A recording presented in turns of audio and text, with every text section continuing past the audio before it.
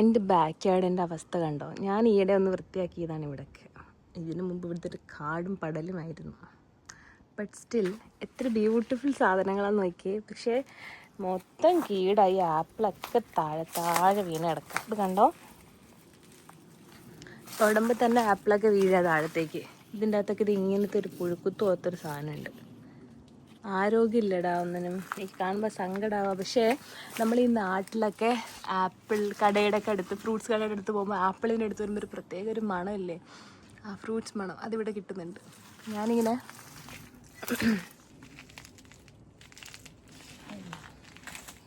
ഇതെടുക്കില്ല. 1-2 മുന്തിരികൾ ഇങ്ങനെ കളറ് മാറി തുടങ്ങി. എന്താ അല്ലേ, സ്വർഗമാണ്. പക്ഷേ എന്തൊക്കെയോ പ്രശ്നങ്ങൾ പറ്റി സ്വർഗമായിപ്പോയി. ഇതൊന്ന് ശരിയാക്കണം. പേരൊക്കെ നിൽക്കണുണ്ടോ? പേരൊക്കെ ഉണ്ട്. അവിടെ ഗുണം പിടിക്കണില്ല. എനിക്ക് തോന്നുന്നു നന്നായിട്ട് വെയിലടിക്കാത്തത് കൊണ്ടായിരിക്കണം, അങ്ങോട്ട് സുഖമാവണില്ല. കാരണം ഈ വൈൽഡ് ബെറീസ്, ഇതിൻ്റെ മുള്ള ഒരു രക്ഷയില്ല. ഈ മുള്ളാണ് നമ്മളിതിൻ്റെ അകത്തേക്ക് കയറാൻ സമ്മതിക്കാത്ത. എന്തെങ്കിലുമൊക്കെ ചെയ്യണം. എനിക്കിതിങ്ങനെ നിലത്ത് വീണ് കിടക്കുന്ന കാണുമ്പോൾ ഭയങ്കര ഒരു മനപ്രയാസം. നോക്കട്ടെ. എൻ്റെ വീട്ടിൽ എങ്ങനെ പൊടിയാവും എന്നാണ് ഞാൻ ചിന്തിക്കുന്നത്. ഡെയിലി ഞാൻ തൂക്കും, ഡെയിലി ഞാൻ തൂത്ത് വരണതാണ്. പക്ഷെ എന്നാലും ഫുള്ള് പൊടി. എന്ത് പൊടിയെന്ന് വെച്ചാൽ തലയ്ക്ക് ഭ്രാന്ത് പിടിക്കണം. എനിക്കാണെങ്കിൽ ശ്വാസം മുട്ടലും ചുമയും തുമ്മലും ഒരു രക്ഷയില്ല.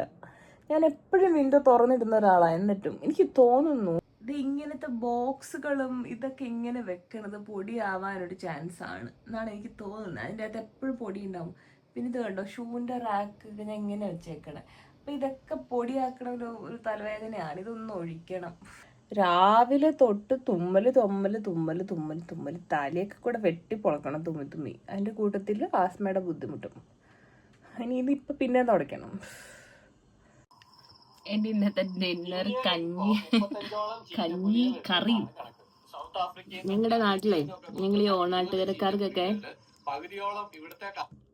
അസ്ത്രം എന്ന് പറഞ്ഞ സാധനമുണ്ട്. എത്ര പേർക്ക് അറിയാമെന്നറിയില്ല. ഒരു സിനിമയിൽ പറയുന്നുണ്ട് അസ്ത്രം.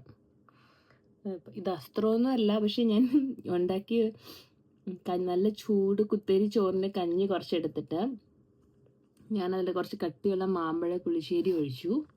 പിന്നെ ഒരു ഇച്ചിരി അല്ലാതൊരു മസാല ഇട്ട കറി ഉണ്ടായിരുന്നു. ആ കറിയും കൂടെ മിക്സ് ചെയ്ത് ഇങ്ങനെ കഴിക്കാം. അപ്പോൾ ആ മാമ്പഴ പുളിശ്ശേരി ഇങ്ങനെ കട്ടിക്കായിരുന്നേ. അതിങ്ങനെ എന്താ പറയുക, ചോറിലിങ്ങനെ കുഴഞ്ഞപ്പം ഒരു അസ്ത്രം ടേസ്റ്റ്, ഒരു കളറും അസ്ത്രം പോലത്തെ.